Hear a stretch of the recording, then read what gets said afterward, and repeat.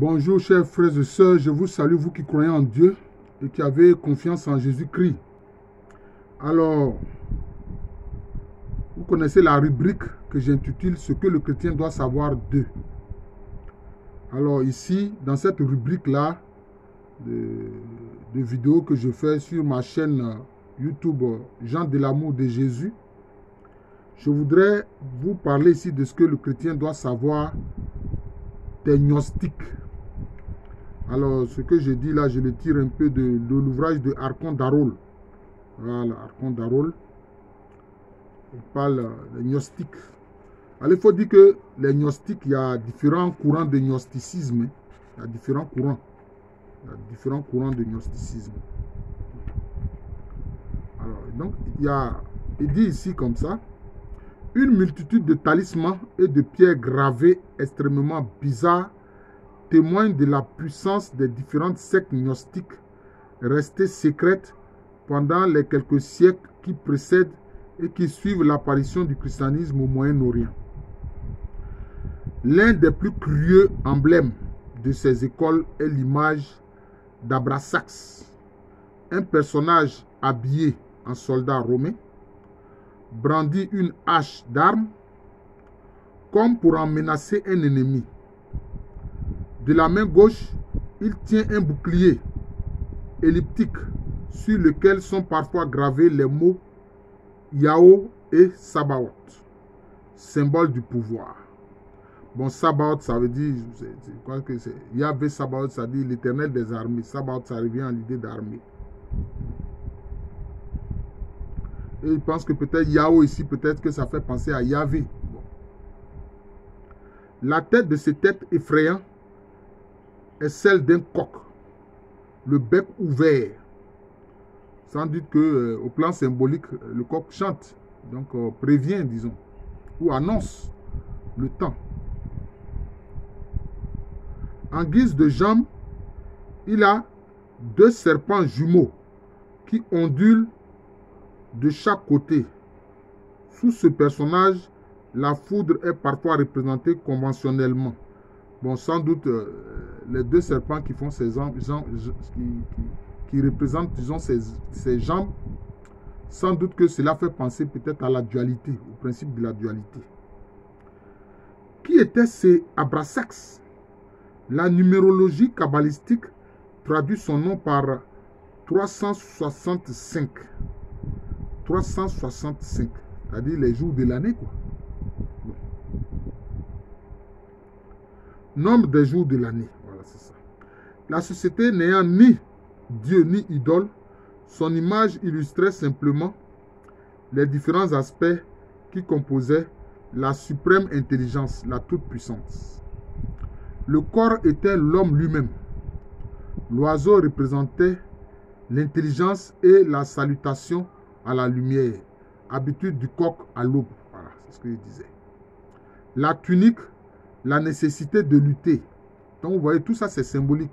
Les armes, la protection et la force accordée aux adeptes de la gnose, la connaissance. Voilà, ce sont les gens qui parlent de connaissance. Et on voit bien que tous ces groupes-là, gnostiques, insistent sur la question de la connaissance. Ils ne parlent pas du salut, ils parlent de la connaissance. Le bouclier, la sagesse, la masse ou le fouet, le pouvoir, les deux serpents, nous, l'intuition, et le gosse, la compréhension. Les maîtres gnostiques inculquaient leur théorie à l'aide de ce diagramme. L'homme, disait-il, donne sa pleine mesure en développant certaines puissances de son esprit. Il lui faut lutter pour arriver à la gnose, connaissance des sens mystiques, et non pas simple assemblage de faits. Une grande importance était attachée à l'expérience mystique personnelle, vers laquelle l'initié était guidé dans le plus grand secret. Les gnostiques ne limitaient pas leurs études ni leurs enseignements à une seule religion, mais empruntaient des exemples à toutes celles qui leur étaient accessibles. C'est à cause qu'on parle des gnostiques. Voilà, il y a différents courants en fait, c'est ça. C'est pourquoi ils furent considérés comme des hérétiques chrétiens, des juifs essayant de saper le christianisme. Bon, ils ne sont pas forcément juifs, non. Des descendants d'adorateurs persans du soleil. Bon, en fait, ils ont mélangé un peu de tout. Voilà. Les premiers docteurs chrétiens se sont longuement penchés sur ce peuple de la sagesse. Et la plupart des jugements portés sur eux se basent sur leurs témoignages. Peu de recherches, pour ne pas dire aucune, ont été entreprises sur place, c'est-à-dire en Asie et en Afrique du Nord, où il reste encore des vestiges importants et intéressants de leurs croyances et de leurs pratiques. Leur doctrine repose sur l'existence d'un être ou d'un pouvoir suprême invisible, imperceptible. L'humanité peut entrer en contact avec cette puissance. Grâce à elle, l'homme peut se contrôler, être artisan de sa destinée. Comme un mortel, par lui-même va être artisan de sa destinée. Les grands maîtres religieux, quelle que soit leur manière de présenter leur doctrine à travers les âges, étaient en contact avec elle. On retrouve d'ailleurs dans toutes les religions un noyau initiatique plus ou moins caché. Bon, ce n'est pas dans toutes les religions. Hein. Dans le christianisme, rien n'est caché. Voilà le secret que les gnostiques peuvent communiquer à leurs disciples.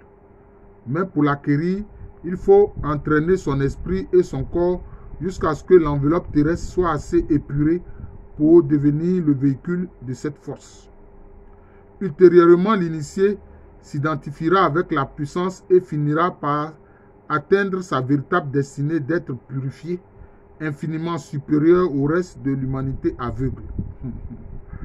Oh, quel orgueil! Le symbolisme qui dissimule cette doctrine, les méthodes d'accession au pouvoir mystique varient d'une secte à l'autre. Donc c'est ça. Il y a plusieurs courants en fait dans le gnosticisme. Mais un élément demeure, la recherche et l'obtention de ce dont l'humanité a besoin inconsciemment. Les gnostiques prétendent qu'il y a dans chaque homme et dans chaque femme un besoin insatisfait qui ne peut trouver son expression d'une façon normale car la société ne lui offre rien qui puisse y répondre. Ce sentiment a été mis dans l'homme pour qu'il recherche l'accomplissement que peut lui procurer le gnosticisme. Voilà, ils justifient leur doctrine en fait. Sa quête de la plénitude dans l'amour, le commerce, la profession ou la théologie est vaine et vouée à l'échec. De quel amour il parle? Ce n'est certainement pas l'amour divin. Ici, c'est l'amour divin, ça donne satisfaction.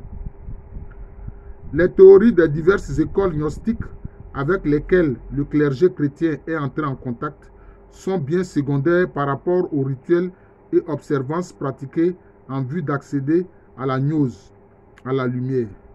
Trop d'auteurs ont méconnu ce point, consacrant leurs efforts à essayer de définir les croyances des gnostiques par la lecture de leurs écrits ou par des renseignements émanant d'autres sources. Quelles étaient et quelles sont les doctrines gnostiques? En premier lieu, le système maître-disciple et la foi en la nécessité de lutter, de consacrer toutes ses forces à s'identifier avec le pouvoir omniscient. En second lieu, la distinction entre deux sortes d'hommes, ceux qui sont enchaînés à la terre, à la matière, et ceux qui peuvent s'épurer. C'est dans cette seconde catégorie que sont choisis les aspirants.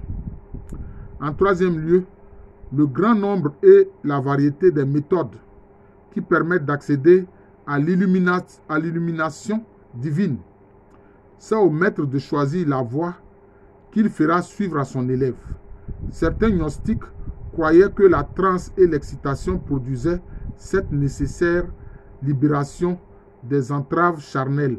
D'autres pensaient que la méditation et le jeûne étaient plus efficaces. Le gnosticisme actuel, qui survit en Orient, préconise l'emploi de méthodes différentes en fonction des tempéraments. Voilà peut-être une des causes de la confusion historique quand il s'est agi de déterminer quelle branche d'hérétiques pratiquait telle ou telle doctrine.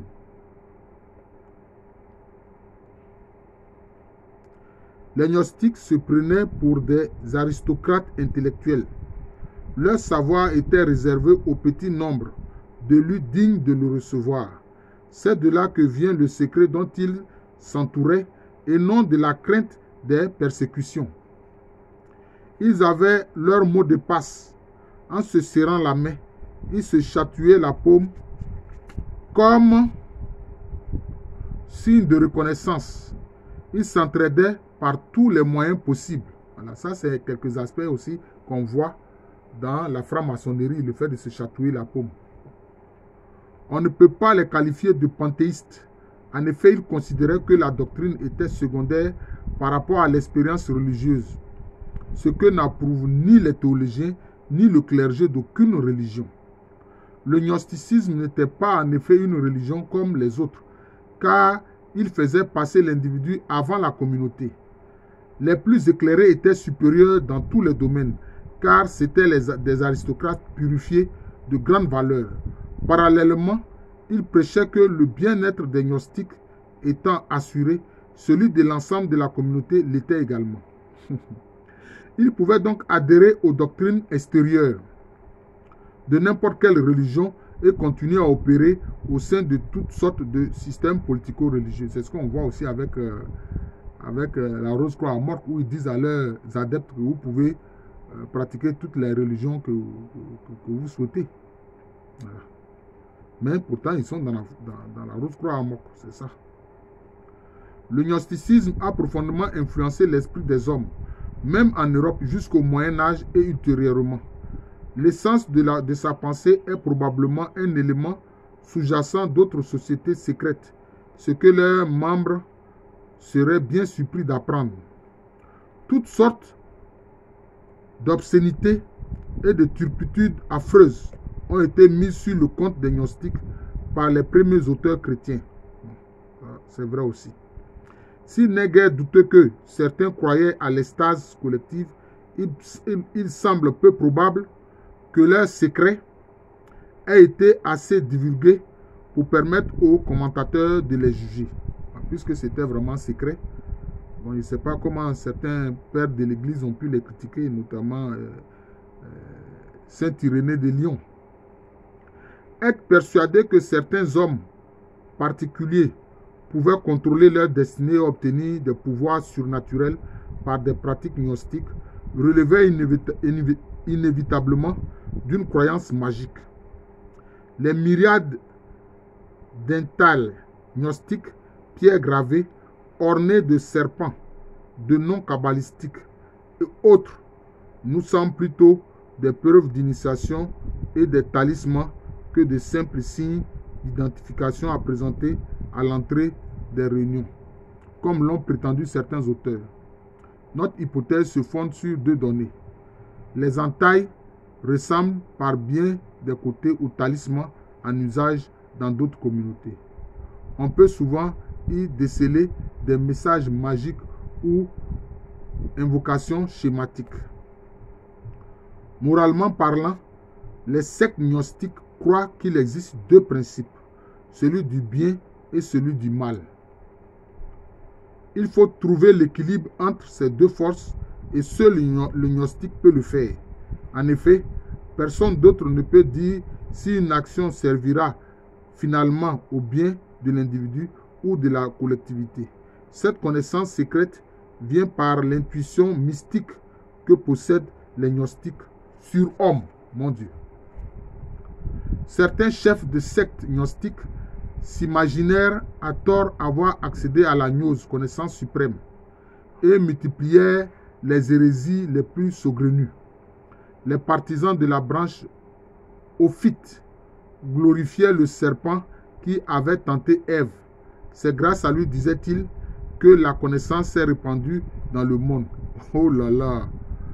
Basilide enseignait que Jésus n'était pas mort sur la croix. Bon, vous voyez, c'est ça, ces fausses idées-là, où on dit non, ses frères esséniens l'ont soigné, et puis ensuite il est allé au Tibet, ou bien encore d'autres encore qui disent que non, quelqu'un d'autre l'a remplacé sur la croix. Bon, voilà, donc voilà ces idées-là.